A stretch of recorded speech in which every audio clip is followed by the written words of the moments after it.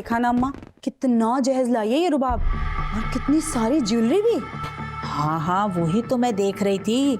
अरे 8-10 तो सेट हैं, वो भी 2-2 तोले के। अरे अम्मा, फर्नीचर देखा ना, कुछ नहीं 5 से 6 लाख का तो हो गई होगा। और फिर इतने सारे डिजाइनर ड्रेसेस भी। ये डिजाइनर ड्रेसेस ये कौन सी बला है? अरे अम्मा, मतलब ये अमीर लोग ना बड़े बड़े लोगों से सिलवाते हैं। अच्छा, जैसे हम करीम भाई से सिलवाते हैं। अरे अम्मा चुप करो, तुम तो अपने मोहल्ले से बाहर ही नहीं निकल सकती हो। खास लोगों से सिलवाते हैं, उसे कहते हैं डिजाइनर ड्रेसेस। करीम भाई। अरे तेजगाम, इतनी तेजी में कहाँ जा रही है? अम्मी, वो रुबाब ने कहा था कि सोने से पहले उसको फ्रेश जूस पिला दूं, तो मैं बस उसको ये देखे आई। अरे बस रहने दो, बड़ी आई रुबाब ने कहा था चापलूसी करने वाली। देख लो अम्मा, यहाँ पानी मांग मांग के मेरा गला भी खुश्क हो जाए ना, एक गिलास पानी नहीं लेकर आती और रुबाब के लिए फ्रेश जूस लेके जा रही है। वाह भाई वाह।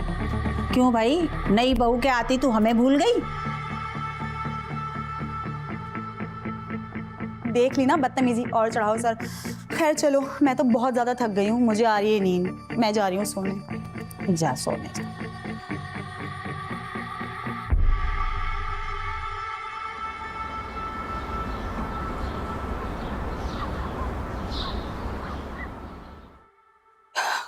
कुछ समझ नहीं आ रहा, क्या करूं? अनम जिद लगाकर बैठ गई है कि नया फर्नीचर और कुछ जेवर बना दे। अब तुम ही बताओ कि मैं कहाँ से बना कर दूँ? जो था जितना था मैंने उसको दे दिया। अब अगर मैं बासित से कहती हूँ तो वो कहता है कि आप ही से कहें कि जैसा है जितना है उसी में खुश रहें। फरहत को भी तो देखें, वो भी तो एडजस्ट कर रही है। हाँ तो ठीक कह रहा है ना भाभी। अब फरहत के घर वालों ने भी अपनी हैसियत के मुताबिक उसे बेहतर से बेहतर दिया है ना। तो क्या खाक ठीक कह रहा है? वो तो मैं हूँ जो कुछ नहीं कहती। अगर कोई और सास होती ना तो फरहत को लग पता जाता। वो अब मैं अनम की सास का क्या कर सकती हूँ? खैर छोड़े, मैं ये कह रही थी कि वो हमारा अनीस है ना, माशाल्लाह से उसका अच्छा कारोबार चल निकला है और सुसर ने भी उसको बहुत कुछ दे दिया है। तो तुम ज़रा हमें उधार पैसे दिलवा दो ना।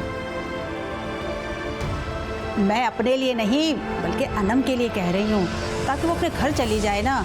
अरे अनीस की बड़ी बहन भी तो है तायाजाद। भाभी, मैं तो खुद अपने बेटे से अपने दिल की बात कहने से तरसती हूँ। उसे ना मेरे खाने का पता है ना मेरी दवा का पता है। कई हफ्ते हो जाते हैं मैं उसकी सूरत तक नहीं देख पाती। तो भाई मैं तो अनम के लिए उधार मांग रही हूँ ना, बेटी का मामला है। अच्छा, अनीस आता है तो मैं बात करूँगी। हाँ ज़रूर बात करना। ये दोनों नज़र नहीं आ रहे, क्या घूमने फिरने गए हुए हैं? अनीस को तो 10 दिन हो गए इस्लामाबाद गए हुए। आज शाम को आने का कहा था उससे। और ये तुम्हारी राजकुमारी बहू कहाँ है? वो अपने मैके गई हुई है।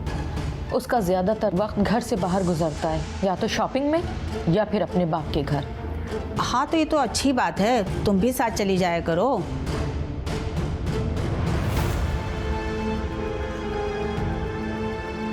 अरे ये क्या रखा है? तुम्हारी तबीयत तो ठीक है? बस भाभी, कुछ दिल बोझल सा हो रहा है मेरा। अरे कोई नहीं, बस जहनी दबाव लिया हुआ है ना तुमने, इसी वजह से तो तुम्हारा बीपी ऊपर नीचे हो गया। थोड़ा सा आराम कर लोगी ना, सब ठीक हो जाएगा। अच्छा, अनीस से बात ज़रूर करना। चलो मैं खुद ही बात कर लूँगी। अच्छा अब मैं चलती हूँ, जाकर देखूँ कि वो हमारी निकम्मी बहू क्या कर रही है।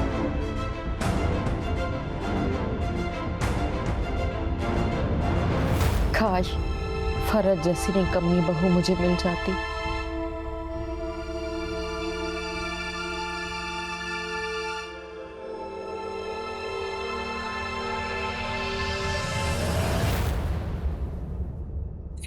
क्या हो गया? हाँ बताएं, क्या बात हुई अम्मा? आपने बात की? क्या बोली चाची? अरे मैंने बात की है, कह रही थी कि अनीस आ जाए तो मैं उससे बात करती हूँ।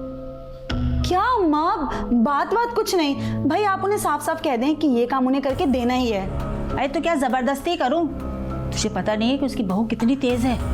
अरे तेज है तो क्या हुआ, पैसे वाली भी तो कितनी है। और वैसे भी अम्मा, इससे बड़ी क्या ही खूबी होगी किसी में। हाय हाय, काश मेरे बासित के लिए भी ना कोई ऐसी रईस और मालदार बाप की बेटी मिलती।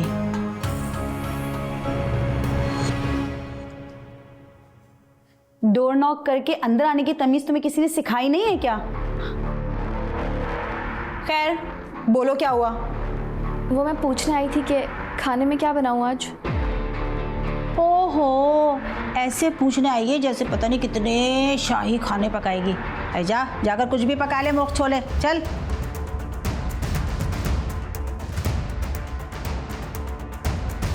तमीज़ ही नहीं है। डायरेक्ट अंदर चली आई। अच्छा छोड़े ना, आप ये बताएं कि वो चाची से बात करेंगी ना? अरे मैं अब क्या कर सकती हूँ, मैंने बोला तो है।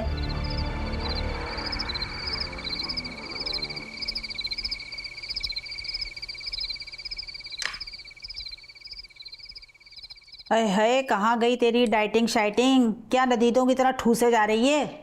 क्या है अम्मा, एक तो वैसे तुम्हारे जो है ना बेटा और बहू ने मेरा खाना हराम कर दिया, अब तुम होके देखे ही जा रही हो मेरा खाना।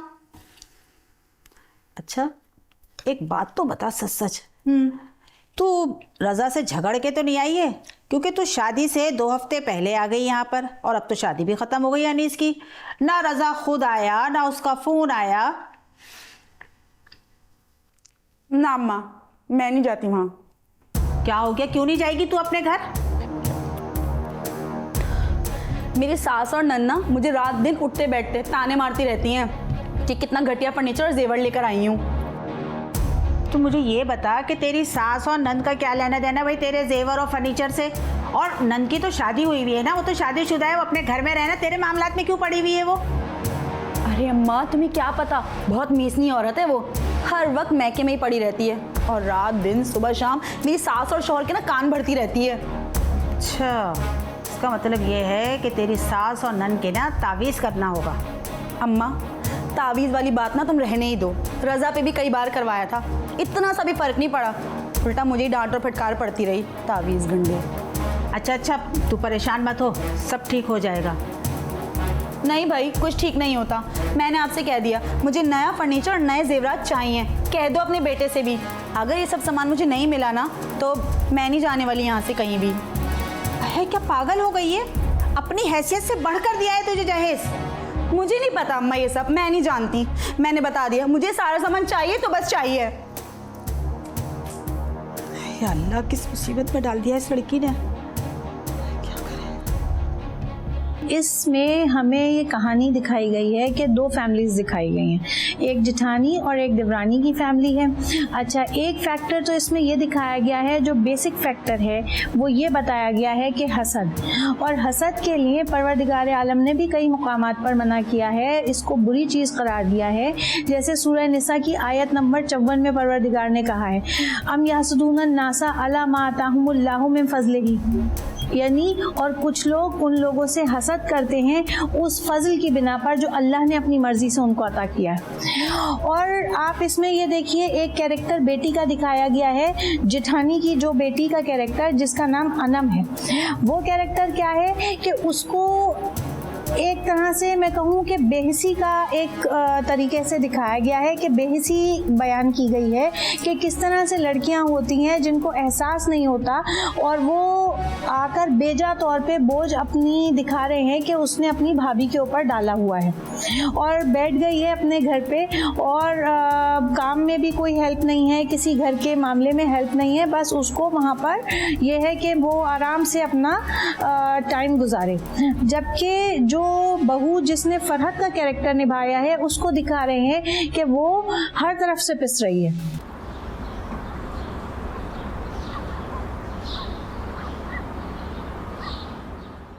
क्या हो गया बिल्किस, तुम भी ना छोटी छोटी सी बातों को ना अपने दिल से लगा लेती हो।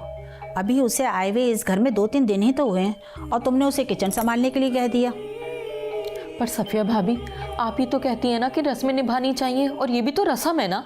तुम्हें पता भी है कि वो किस घर से आई है, कोई गली मोहल्ले की तो है नहीं, बड़े आलीशान बंगले से आई है वो लड़की। क्या फ़ायदा भाभी ऐसी शानो शौकत का जो अच्छे बुरे और बड़े और छोटे की तमीज़ खो दे। सच में बिल्किस, तुम तो बहुत ही नाशुक्री हो। मैं नाशुक्री? तो और नहीं तो क्या। अब देखो ना, अनीस नौकरी करता था इसी शहर में, इसी कंपनी में, छोटा सा मुलाजिम था वो। कैसी किस्मत चमकी उसकी, दामाद बना तो ससुर ने सारा कारोबार उसके हवाले कर दिया। और क्या चाहिए तुम्हें, वो भी शादी से पहले। तो तुम नाशुक्री ना कहूँ तो तुम्हें क्या कहूँ मैं। भाभी, ऐसे काम का क्या फायदा जो बेटा महीनों हफ्तों घर से बाहर रहे। मैं तो कहती हूँ बिल्किस, तुम बड़ी नसीबों वाली हो जो तुम्हें इतनी अच्छी बहू मिली। इतना अच्छा फर्नीचर, जेवर, कितना अच्छा जहेज लेकर आई है। और एक हमारी वाली कंगाल पार्टी, सेकंड हैंड फर्नीचर और जेवर के नाम पे वो छोटे से बुंदे और एक सेट, वो भी हल्का सा, कोई तोले वोले का नहीं है वो। भाभी, मेरे नज़दीक रिश्तों की अहमियत मायने रखती है, ना कि ये आर्जी चीज़ें। हाँ भाई, जब बिन मांगे सब मिल जाता है ना तो उसकी कदर नहीं होती है। उनसे पूछो जिनके पास कुछ नहीं है। अच्छा ये बताओ, वो तुम्हारी बहू कहाँ है? उससे आज महके जाना था, गई क्या? सुबह जॉगिंग पे गई थी, आकर सो गई है।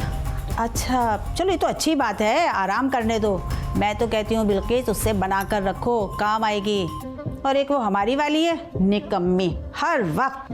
अम्मा अम्मा अम्मा जल्दी आओ। अरे है, क्या हो गया?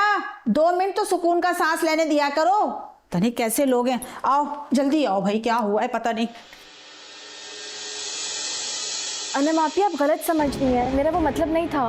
मैं तुम्हारी बातों के मतलब ना बहुत अच्छी तरह जानती हूँ। रुको, आने दो अम्मा को, फिर बताती हूँ तुम्हें मैं। अम्मा, अरे अरे, क्या आफत मचा रखी है? देखो अम्मा, मैं कह देती हूँ, समझा लो अपनी बहू को, वरना मुझसे बुरा ना यहाँ कोई नहीं होगा। तुम बता तो सही कि हुआ क्या है? अम्मा कुछ भी नहीं हुआ, अनम आपी को बस गलत फहमी हो गई है। कोई गलत फहमी नहीं हुई है अम्मा। यहाँ में से सिर्फ ये पूछना आई थी कि खाने में क्या पका रही हो। मोहतरमा तो यहाँ पे आराम कर रही थी, इनके आराम में खलल डाल दिया, तो इनका कहना है कि अब जाओ यहाँ से, बहुत रह ली यहाँ पे। हैं? नहीं अम्मा, अनम आपी झूठ बोल रही हैं। देखो अम्मा, अब ये मुझे झूठी भी बोल रही है। हाय है, तेरे पेट में क्यों दर्द हो रहा है? अपनी माँ के घर में रह रही है। अम्मा आप यकीन करें, मैंने ऐसी कोई बात नहीं की। मैंने सिर्फ इतना कहा था कि आप रज़ा भाई को कॉल करके पता कर लो, वो आपको मिस कर रहे होंगे। काफ़ी कॉल्स आई हुई थी उनकी, इसमें क्या गलत कहा मैंने? हाँ, अब तुम मुझे समझाओगी कि मुझे मेरे शौहर और ससुरालियों के साथ कैसे रहना चाहिए? देख लो अम्मा, ये सब ना तुम्हारी ढील का ही नतीजा है। अनम आपी, आप बात को बहुत ज़्यादा बढ़ा रही हैं। मैंने आपके लिए भले के लिए कहा था। इसका बुरा भला जानने के लिए मैं जिंदा हूँ, यानी कि इसकी माँ। तू माँ मत बन, वरना चोटी से पकड़ के ना तुझे बाहर निकाल दूंगी। हाँ अम्मा हाँ, बासित आए ना, बासित को उसकी एक एक शिकायत लगाना। आने दे बासित को, देख कैसी लगाम खिंचवाती हूँ इसकी। हैं, जबान तो तेरी बड़ी चलती है, काम करने में तेरे हाथ नहीं चलते। चल बेटा, तू मेरे कमरे में चल, वहाँ चल के आराम कर। और हाँ, जब आराम से फुर्सत मिल जाए ना तो किचन में जाके खाना पका लेना। चला, आ जाओ मेरा बच्चा।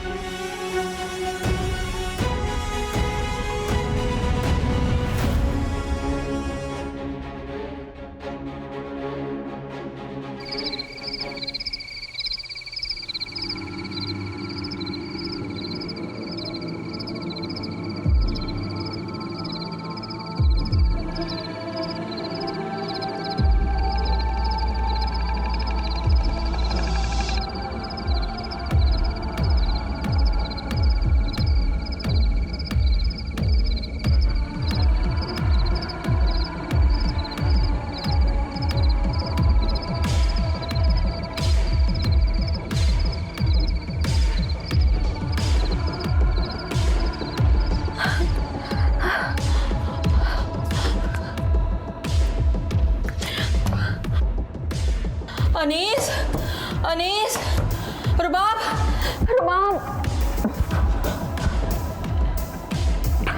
क्या मसला है आपके साथ? क्यों आधी रात को परेशान कर रही हैं? अनीस, अब अनीस को बुला दो।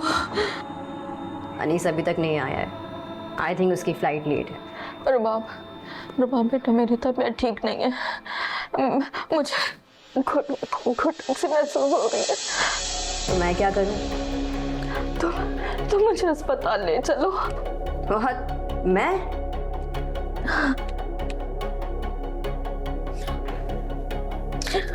हाँ तुम, बेटा तो नहीं है ना, तुम ही ले चलो।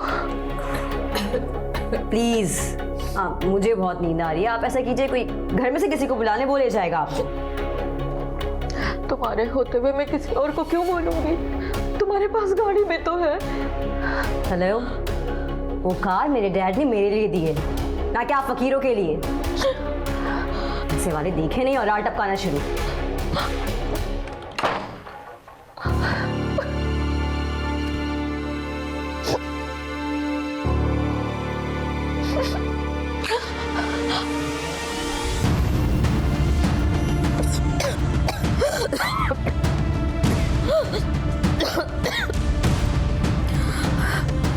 अरे चाची, आपने तो मुझे डरा ही दिया। चाची क्या हुआ आपको? आपकी तबीयत ठीक नहीं लग रही। चाची देखिए, आप बैठे।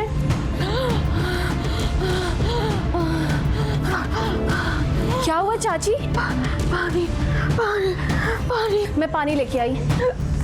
पानी पानी पानी। चाची के लिए पानी पिए। पानी।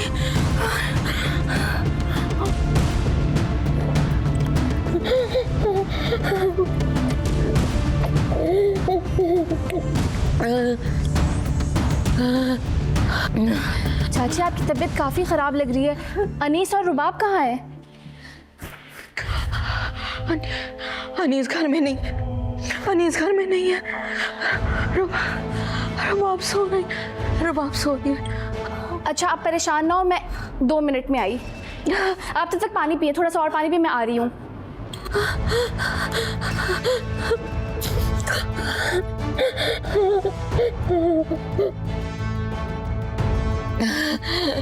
जल्दी आए। अरे चाची, अरे चाची क्या हुआ आपको? क्या आती है, आपने सवाल करना स्टार्ट कर दिए हैं। चाची की तबीयत ठीक नहीं है, हॉस्पिटल लेके जाना पड़ेगा। ठीक है, ठीक। बेटा, मेरी वजह से तुम लोग इस वक्त परेशान हो। अरे चाची ये कैसी बातें कर रही हैं? जैसे अनीस आपका बेटा है वैसे मैं ही। बस चलें आप ऐसे करें, जल्दी से गाड़ी बुलवा लें, मैं तब तक चाची को आराम से बाहर लेके आती हूँ। अच्छा सुने, ऐसा करें अम्मी को भी साथ ले लें। अम्मी को क्यों? 2 दिन से अम्मी के घुटनों में काफ़ी दर्द है, उनको भी चेकअप करवा लेंगे। अच्छा चलो ठीक है। जल्दी जाएं। चाची आप उठें आराम से, देख के। हम अभी हॉस्पिटल जा रहे हैं, कुछ नहीं होगा, ठीक है, आराम से देख के। तो अब यहाँ पर आप देखिए कि जो जेठानी का कैरेक्टर है वो हसद कर रहा है किससे? अपनी देवरानी से, इस बात के ऊपर कि उनकी बहू जो है वो बड़े अमीर कबीर घर से आई है और वो क्या है, उससे बड़ा मुतासिर है। जबकि ऑन दी अदर हैंड अगर आप देखें तो ये देखें कि वो जो आने वाली बहू है वो किसी सूरत भी अपनी जो ससुराल का माहौल है उसमें एडजस्ट होने के लिए तैयार नहीं है और वो अपने ही तरीके बिल्कुल अलग तरीके से अपनाए हुए है। ना वो सास का ख्याल कर रही है, ना उसको घर के किसी तरीके का तौर का ख्याल है, वो एक बिल्कुल अलग डगर पे चल रही है। लेकिन क्योंकि जो जेठानी है वो हसद का शिकार है देवरानी से और वो सिर्फ उस पैसे पे, उस रुपए पे नजर है जो उनकी बहू रुबाब, जिसको कैरेक्टर का नाम है, उसके साथ जुड़ा हुआ है, उसके मैके से जुड़ा हुआ है, उस पर उनकी नजर है, उसकी बिना पर हसद कर रही हैं। और इधर आप दूसरी तरफ देखिए तो जो कैरेक्टर जेठानी का है, उनकी जो बहू है वो बहू एक निस्बतन कम हैसियत के घर से आई है या रुपए पैसे में माली लिहाज से कुछ कम है, तो वो उसको इतनी अहमियत नहीं दे रहे, जगह जगह उसको जलील कर रहे हैं और ये चाहते हैं कि हमारी बहू भी ऐसी ही होती जैसा कि उस देवरानी की बहू है जो मालदार है। अम्मा आप थोड़ा आराम कर लें। कहाँ आराम कर लूँ? अस्पताल के बिस्तर पे जाके लेट जाऊं? तेरा और तेरी बीवी का बस चले ना तो मुझे बिस्तर से ही लगा दो। जब फंसा घर में सो रही थी, उठा के लिया है, नींद खराब कर दी। अम्मा वो तो आपके लिए फरहत ने कहा। क्या हुआ बासित? अम्मी की तबीयत कैसे है? क्या हुआ उन्हें? पहले से बेहतर है, अंदर है फरहत के साथ। अरे जैसे मैंने देखा कि बिल्किस की तबीयत खराब हो रही है, मैंने तो अपनी नींद को एक तरफ करके ना सीधी लेकर भागी मैं। थैंक यू सो मच ताईजान, अगर आप लोग ना होते तो आज पता नहीं क्या हो जाता। मेरी फ्लाइट भी लेट हो गई। Thank you so much Basit. यार अनीस कैसी बातें कर रहे हो? क्या चाची पर हम पर कोई हक नहीं? After all we all are family. So बार बार थैंक्स बोल के शर्मिंदा ना करो मेरे भाई। आज इस ज़रूरत के वक्त तुमने मुझ पे जो एहसान किया है ये मेरे ऊपर कर्ज रहा। अरे बेटा, आज हम तुम्हारे काम आए हैं, कल तुम हमारे काम आ जाना। जी जी ताईजान, इंशाल्लाह ज़रूर। ये सफ़िया और बिल्किस की मेडिसिन है, ठीक है, आप दवा ले लेना। ठीक है डॉक्टर साहब। आप दें, दवाई मैं ले आता हूँ। ठीक है भाईजान।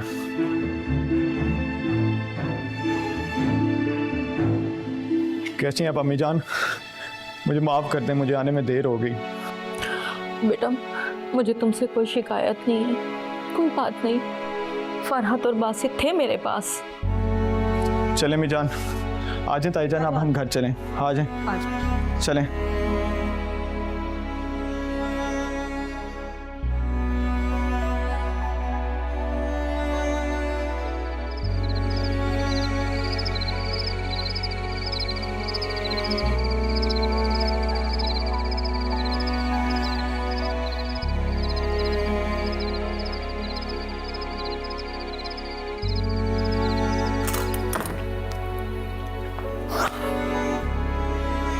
इस्लामाबाद से घर आने के बाद कहाँ चले गए थे? वहीं जहाँ तुम्हें होना चाहिए था। अनीस, मुझसे गोल गोल बातें मत घुमाओ। गोल गोल बातें? तुम सो जाओ, तुम्हें तुम्हारी नींद ज्यादा प्यारी है। भिकार निकल गए थे उन भिकारियों के लिए। भिकारी? बाप, तुम उन्हें भिकारी बोल रही हो? भिकारी नहीं, वो मेरी फैमिली है, मेरी अम्मी है। हो, वो तुम्हारी फैमिली है और मैं? तुम एक रईस बाप की बिगड़ी हुई बदतमीज औलाद हो, जिसे रिश्तों की कोई वैल्यू नहीं है, सब कुछ पैसे में तोलती है। हो, रियली? तुम तो ऐसे बात कर रहे हो नहीं जैसे तुम पैसों में नहीं खेल रहे। तुम्हारी औकात क्या थी? हाँ, हमारी कंपनी में एक आम से मुलाजिम था। शुक्रिया अदा करो मेरे बाप का, जिसने तुम्हें नया बिजनेस स्टार्ट करवाया। ऐशो आराम की जिंदगी दी, आलीशान फर्नीचर, लग्जरी कार, ये सब मेरे बाप की मदद में बनना था। नहीं चाहिए, मुझे कुछ नहीं चाहिए। मुझे ये ऐशो आराम, ये लग्जरी लाइफ, ये बिजनेस, ये गाड़ी और ये डेड फर्नीचर कुछ नहीं चाहिए। तो बाप, ठोकर मारता हूँ मैं इस सबको जो मेरे और मेरी माँ के बीच में आए। अनीस, तुम हद से ज्यादा बोल रहे। हद? तो बाप, तुमने अभी मेरी हद देखी नहीं है और अब तुम देखोगी।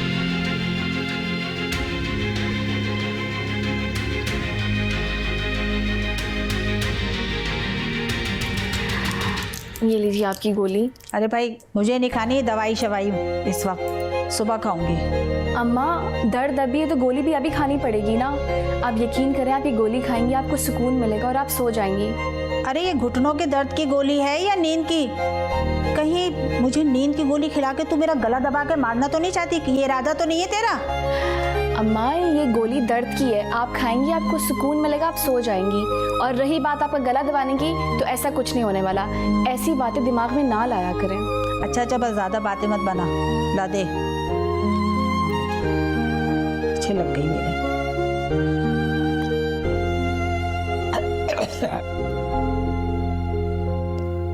पकड़।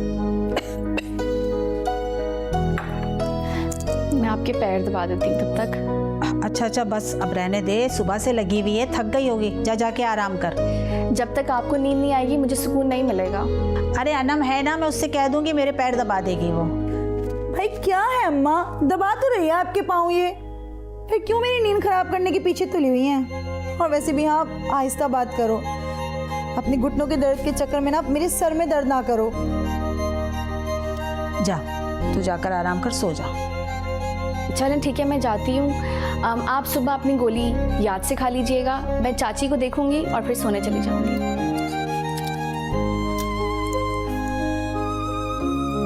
कितनी अच्छी बच्ची है, कितना ख्याल रखती है, और मैं इसको हर वक्त कोसती रहती हूँ।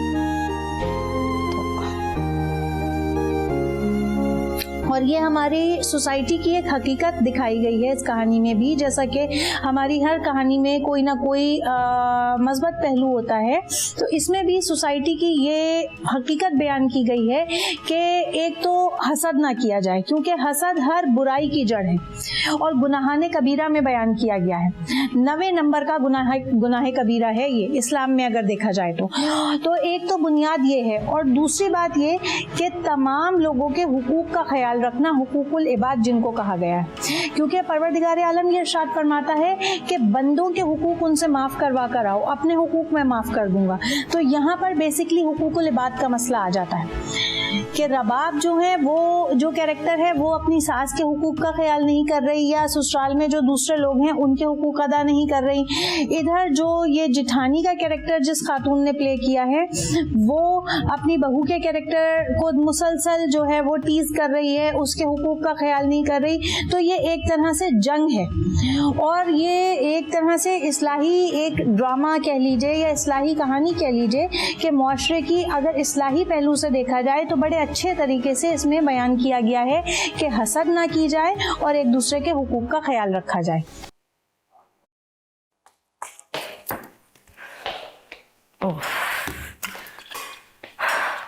अरे रुबाब, बहुत अच्छा हुआ तुम टाइम पे आ गई। मैं चाय बना रही थी चाची के लिए। तुम ऐसा करो, ये चाय कप्स में डाल के चाची को दे आओ और साथ में दवाई भी दे देना। मैं तब तक बर्तन धो लूँ, ठीक है? एक्सक्यूज मी, तुम मुझसे बात कर रही हो? और तो कोई नहीं है यहाँ पे। फर्स्ट ऑफ ऑल तुम्हारी औकात नहीं है मुझसे बात करने की, और रही बात तुम्हारी चाची को ये चाय और दवाई देने की, तो तुम खुद क्यों नहीं दे देती अगर इतनी फिक्र है तो? ऐसे क्या देख रही हो? तुम्हें क्या लगता है कि मुझे अंदाज़ा नहीं है कि तुम खुद की अहमियत दिखाने के लिए आंटी की केयर कर रही हो? लुक, तुम अनीस और इसकी मॉम को फूल बना सकती हो, मुझे नहीं। मैं रूल करना जानती हूँ, रूल्स को फॉलो करना नहीं। So next time no emotional games, got it?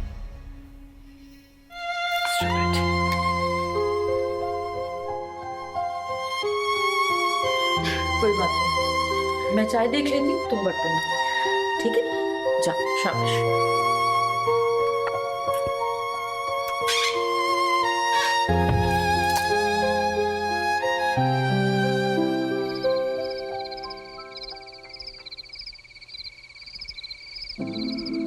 बेटे, कैसी तबीयत है अब तुम्हारी? हाँ भाभी, अल्लाह का शुक्र है, बहुत बेहतर तबीयत है अब। और ये सारा क्रेडिट जाता है फरहत को। इस बच्ची ने मेरी रात दिन खिदमत की, मुझे हॉस्पिटल लेकर गई, मेरी दवा का, मेरे खाने तक का ख्याल कर रही है ये। भाभी एक बात कहूँ आपसे, आप बहुत खुशनसीब हैं जो आपको फरहत जैसी बहू मिली है। अच्छा बस बस, ज़्यादा तारीफ़ें करके ना उसे सर मत चढ़ाओ, वरना मेरे सर पे नाचने लगेगी। वैसे सच कहा तुमने बिल्किस कि किसी को भी कोई भी परेशानी हो, ये आधी रात को एक पैर पे खड़ी हो जाती है। वैसे मैं क्या सोच रहा था, आज सब साथ हैं और सब खुश भी हैं, तो क्यों ना बाहर घूमने चलें? मेरा ऑफ भी है और आउटिंग भी हो जाएगी। चलो निकलो तुम, निकलो तुम यहाँ से। ये क्या कर रहे हो अनीस? बस अम्मी, अब ये यहाँ और मजीद नहीं रह सकती। अरे हुआ क्या है? इसे ना किसी का एहसास है और ना बात करने की तमीज़। इसके पास अपने बाप के दिए हुए पैसों की गाड़ी, जेवरात सब है, तमीज़ नहीं, क्योंकि वो किसी मॉल से नहीं मिल सकती। अनीस भाई, ऐसा तो मत बोले। तुम तो चुप ही रहो। हाँ, तुमने भड़काया ना अनीस को, जो किचन में बात हुई थी इसी वजह से। मैंने कहा है अनीस को। ओहो, तो आपने कान भरे हैं इसके। मैं आपको हॉस्पिटल लेकर नहीं गई उस दिन, इसलिए ना। इससे अच्छा तो आप मर जाती।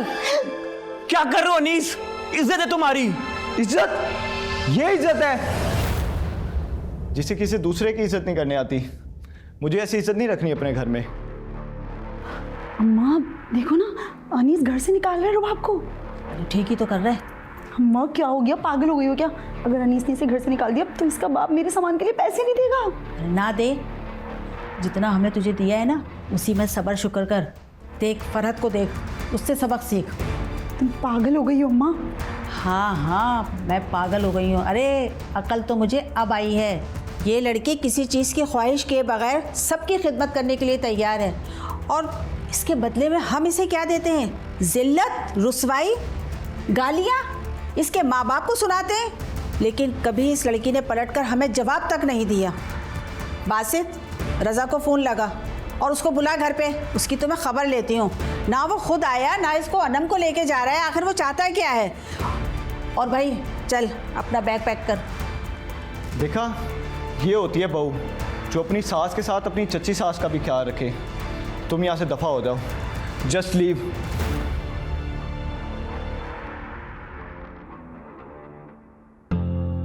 I am extremely sorry. मैं अपने पैसों के खबर में बिल्कुल अंधी हो गई थी अनीस। आंटी प्लीज मुझे माफ कर दे,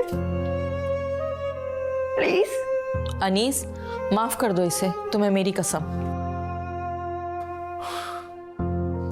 ठीक है अम्मा, आपके कहने पे मैं इसे माफ़ कर देता हूँ।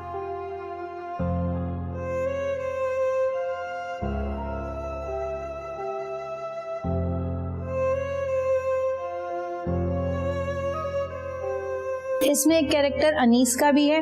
वो लड़का ये देख रहा है कि उसकी बीवी का जो तरीका है वो उसकी माँ के साथ दुरुस्त नहीं है। काफ़ी अर्से तक तो दिखाया है कि उसने बर्दाश्त किया है, फिर आखिरकार वो तंग आ गया और उसने फिर अपनी माँ की इज्जत को मद्देनज़र रखते हुए वो अपने मतलब कंट्रोल उसने ख़त्म किया और वो एक इस लेवल पे आया कि अपनी बीवी को घर से निकालने लगा।